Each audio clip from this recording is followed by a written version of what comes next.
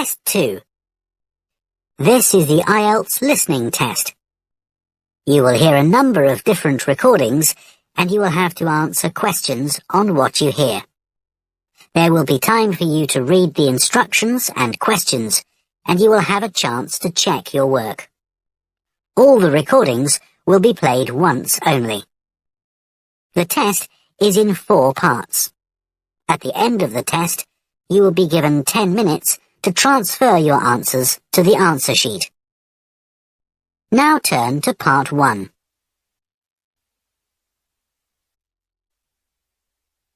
Part 1. You will hear a woman phoning a company that converts old photographs to digital format. First, you have some time to look at questions 1 to 3.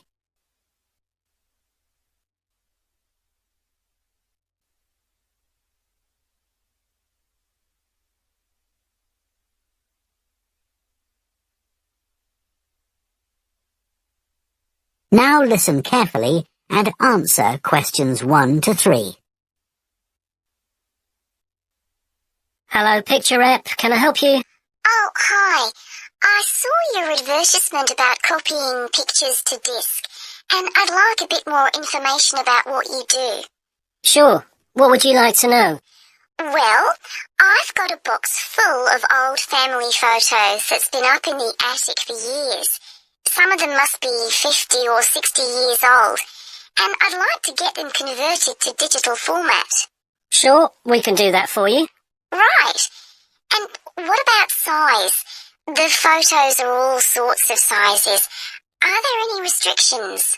Well, the maximum size of photo we can do with our normal service is 30 centimetres, and each picture must be at least 4 centimetres. That's the minimum we can cope with. Well, that should be fine. And some of them are in a frame. Should I take them out before I send them? Yes, please. We can't copy them otherwise. And also the photos must all be separate. They mustn't be stuck into an album. Okay, that's not a problem. So, can you give me an idea of how much this will cost? I've got about 360 photos, I think. We charge £195 for 300 to 400 photos for the basic service. Okay, and does that include the disc? Yes, 1 disc, but you can get extra ones for £5 each. That's good. So, do I need to pay when I send you the photos? No, we won't need anything until we've actually copied the pictures. Then we'll let you know how much it is, and once we've received the payments, we'll send the parcel off to you. Right. Before you hear the rest of the conversation, you have some time to look at questions 4 to 10.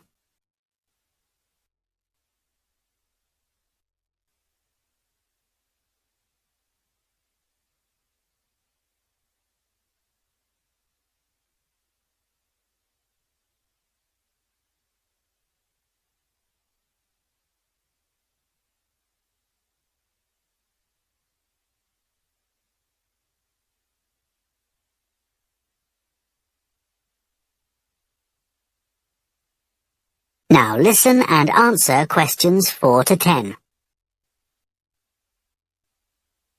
Is there anything else you'd like to ask about our services? Yes, I've roughly sorted out the photos into groups, according to what they're about. So, can you keep them in those groups when you copy them? Sure. We'll save each group in a different folder on the disk, and if you like, you can suggest a name for each folder. So, I could have one called Grandparents, for instance. Exactly. And do you do anything besides scan the photos? Like, can you make any improvements? Yes, in the standard service, each photo is checked, and we can sometimes touch up the colour a bit or improve the contrast. That can make a big difference. Okay, and some of the photos are actually quite fragile. They won't get damaged in the process, will they? No, if any look particularly fragile, we'd do them by hand. We do realise how precious these old photos can be. Sure. And another thing is we can make changes to a photo if you want. So if you want to remove an object from a photo or maybe alter the background, we can do that. Really? I might be interested in that. I'll have a look through the photos and see. Oh, and talking of fixing photos, I've got a few that aren't properly in focus. Can you do anything to make that better? No, I'm afraid that's one thing we can't do. Okay. Any other information I can give you? How long will it all take? We aim to get the copying done in 10 days. Fine. Right, well, I'll get the photos packed up in a box and post them off to you. Right. If you've got a strong cardboard box, that's best. We've found that plastic ones sometimes break in the post. Okay. Right, thanks for your help. Bye. Bye. That is the end of part 1. You now have half a minute to check your answers to part 1.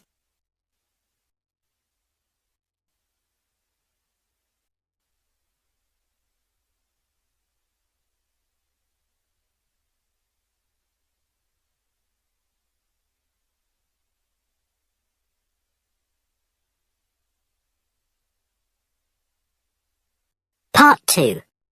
You will hear a head teacher talking to parents of pupils about changes at the school. First, you have some time to look at questions 11 to 15.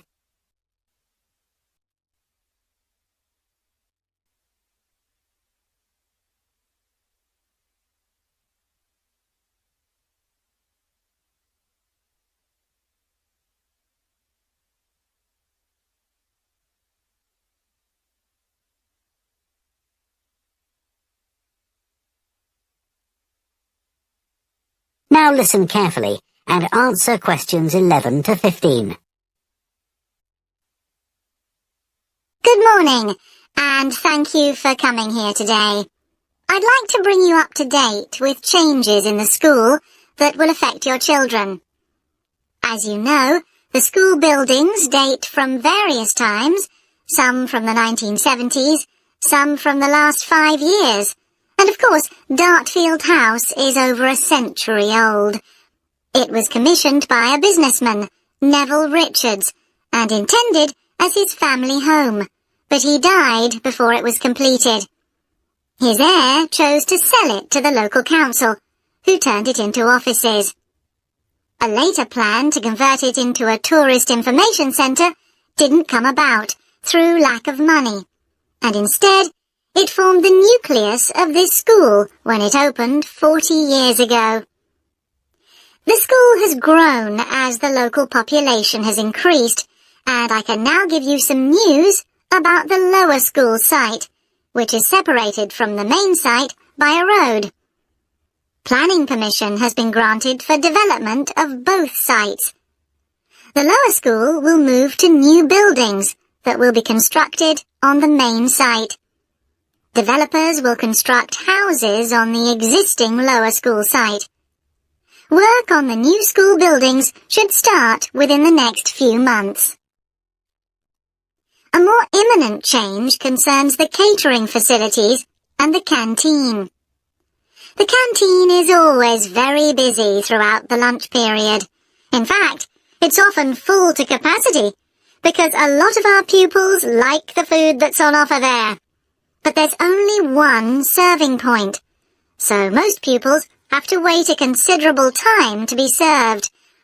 This is obviously unsatisfactory, as they may have hardly finished their lunch before afternoon lessons start. So, we've had a new food hall built, and this will come into use next week. It'll have several serving areas, and I'll give you more details about those in a minute. But one thing we ask you to do to help in the smooth running of the food hall is to discuss with your children each morning which type of food they want to eat that day, so they can go straight to the relevant serving point. There won't be any junk food. Everything on offer will be healthy, and there's no change to the current system of paying for lunches by topping up your child's electronic payment card online. You may be wondering what will happen to the old canteen.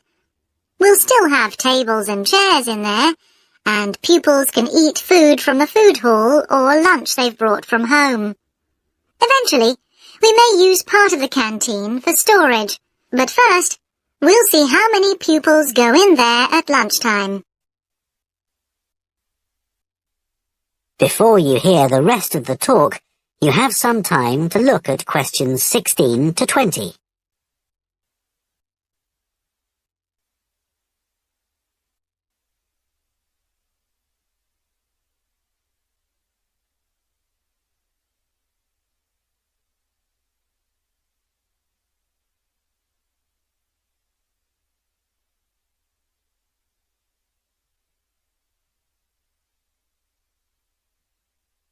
Now listen and answer questions 16 to 20. Okay, back to the serving points in the food hall, which will all have side dishes, desserts, and drinks on sale, as well as main courses. One serving point we call World Adventures.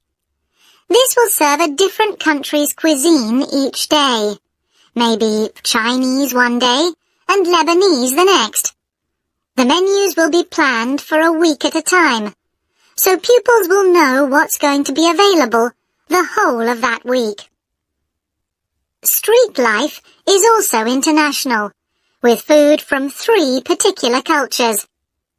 We'll ask pupils to make suggestions, so perhaps sometimes there'll be food from Thailand, Ethiopia, and Mexico.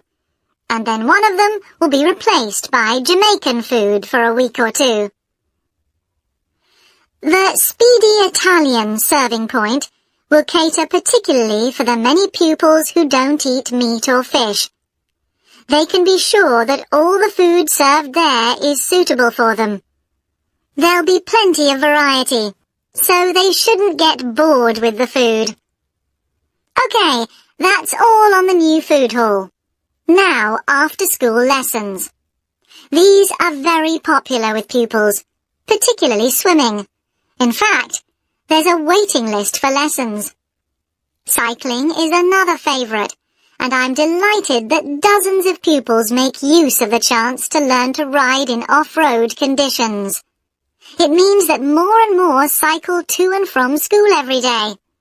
As you know, we have a well-equipped performance centre, and we're going to start drama classes in there too. Pupils will be able to join in just for fun, or work up to taking part in a play. We hope to put on at least one a year.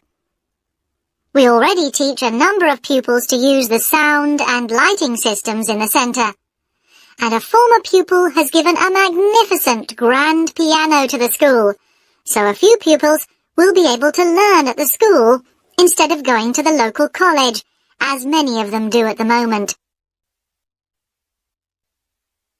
That is the end of part 2.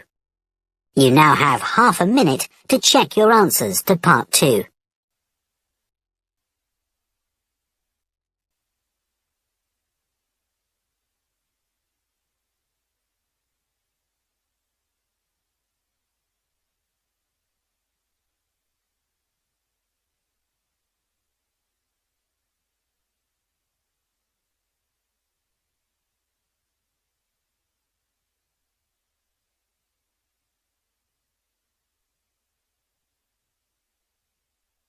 Part 3. You will hear 2 psychology students, called Luke and Susie, discussing their assignment on sleep and dreams. First, you have some time to look at questions 21 to 24.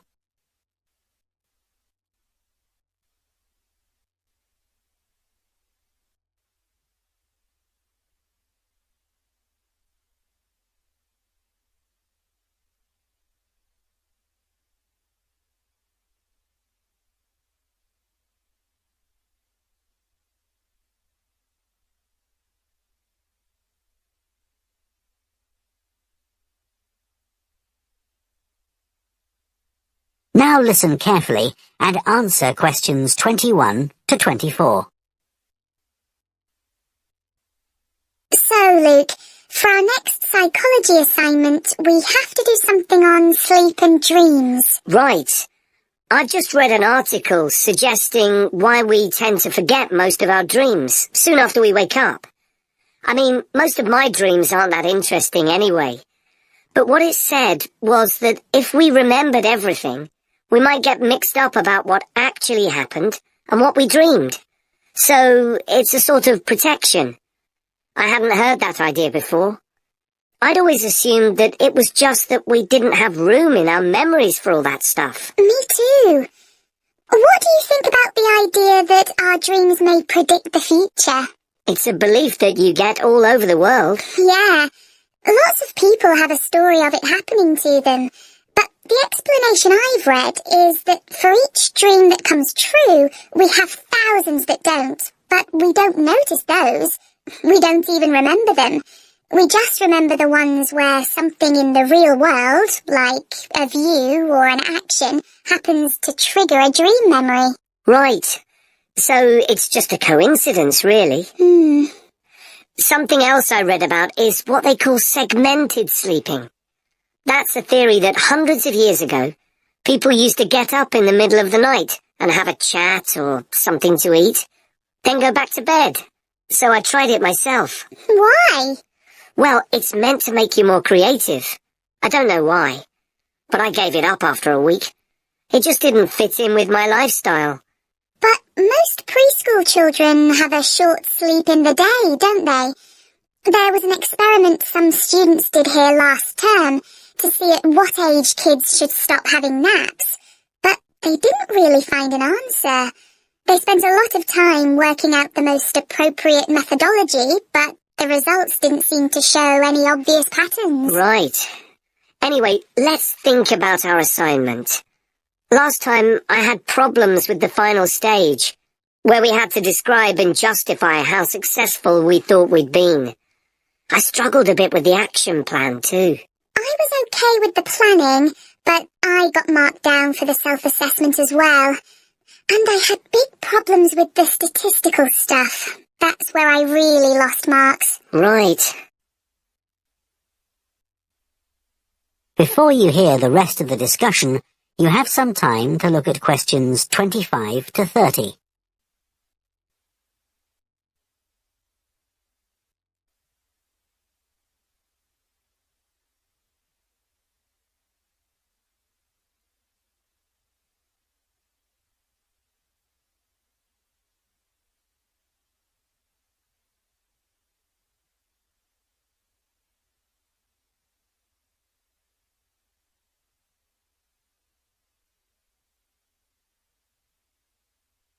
Now listen and answer questions 25 to 30.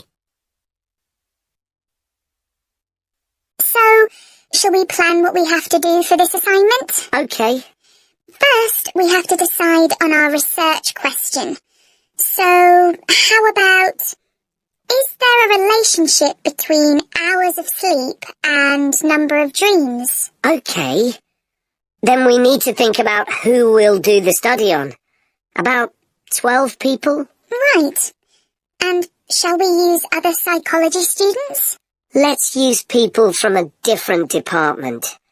What about history? Yes, they might have interesting dreams. Or literature students. I don't really know any. Okay, forget that idea. Then we have to think about our methodology. So we could use observation, but that doesn't seem appropriate. No. It needs to be self-reporting, I think. And we could ask them to answer questions online. But in this case, paper might be better, as they'll be doing it straight after they wake up. In fact, while they're still half asleep. Right. And we'll have to check the ethical guidelines for this sort of research. Because our experiment involves humans, so there are special regulations. Yes. I had a look at those for another assignment I did. There's a whole section on risk assessment, and another section on making sure they aren't put under any unnecessary stress. Let's hope they don't have any bad dreams. Yeah. Then, when we've collected all our data, we have to analyse it and calculate the correlation between our two variables. That's time sleeping and number of dreams. And then present our results visually in a graph. Right, and the final thing is to think about our research and evaluate it. So, that seems quite straightforward. Yeah. So now let's get started. That is the end of part 3. You now have half a minute to check your answers to part 3.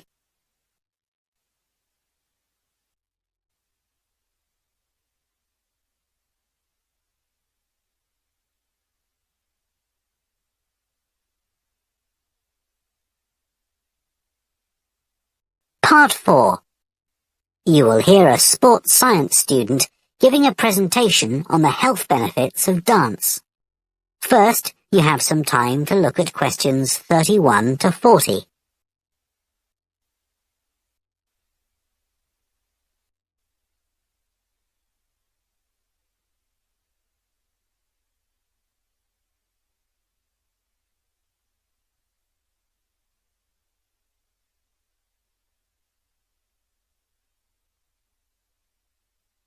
Now listen carefully and answer questions 31 to 40. Dancing is something that humans do when they want to have a good time. It's a universal response to music found in all cultures. But what's only been discovered recently is that dancing not only makes us feel good, it's also extremely good for our health. Dancing, like other forms of exercise, releases hormones, such as dopamine, which make us feel relaxed and happy. And it also reduces feelings of stress or anxiety. Dancing is also a sociable activity, which is another reason it makes us feel good. One study compared people's enjoyment of dancing at home in front of a video with dancing in a group in a studio. The people dancing in a group reported feeling happier, whereas those dancing alone did not. In another experiment, university researchers at York and Sheffield took a group of students and sent each of them into a lab where music was played for 5 minutes. Each had to choose from 3 options: to sit and listen quietly to the music, to cycle on an exercise bike while they listened, or to get up and dance. All were given cognitive tasks to perform before and after. The result showed that those who chose to dance showed much more creativity when doing problem-solving tasks. Dr. Lovett at the University of Hertfordshire believes dance could be a very useful way to help people suffering from mental health problems. He thinks dance should be prescribed as therapy to help people overcome issues such as depression.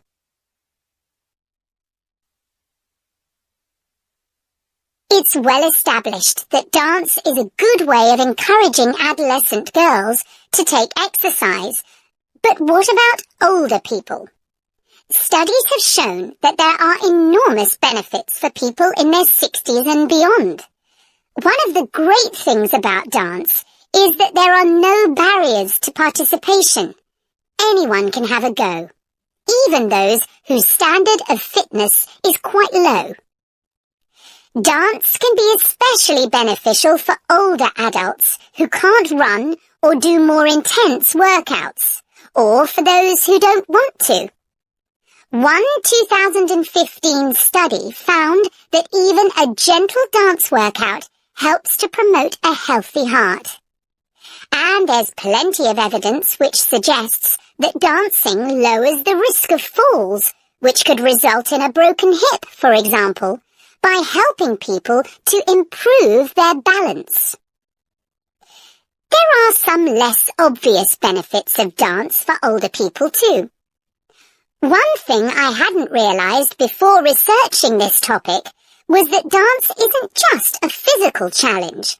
It also requires a lot of concentration, because you need to remember different steps and routines.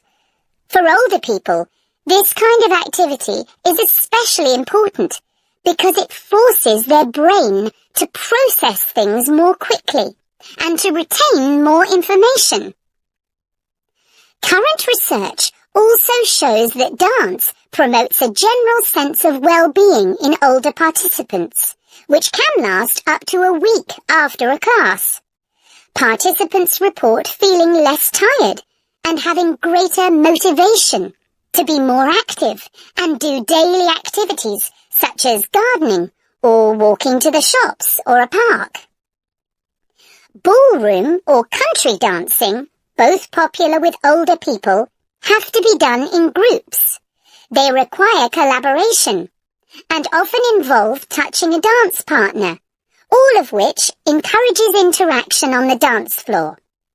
This helps to develop new relationships and can reduce older people's sense of isolation, which is a huge problem in many countries.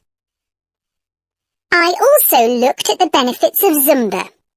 15 million people in 180 countries now regularly take a Zumba class, an aerobic workout based on Latin American dance moves.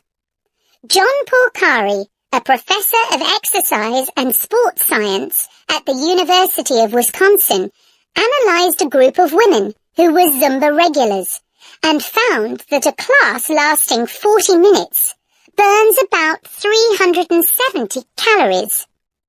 This is similar to moderately intense exercises like step aerobics or kickboxing. A study in the American Journal of Health Behavior showed that when women with obesity did Zumba 3 times a week for 16 weeks, they lost an average of 1.2 kilos and lowered their percentage of body fat by 1%. More importantly, the women enjoyed the class so much that they made it a habit and continued to attend classes at least once a week. Very unusual for an aerobic exercise program. Dance is never going to compete with high-intensity workouts when it comes to physical fitness gains, but its popularity is likely to keep on rising because it's such a fun way to keep fit. That is the end of Part 4. You now have 1 minute to check your answers to Part 4.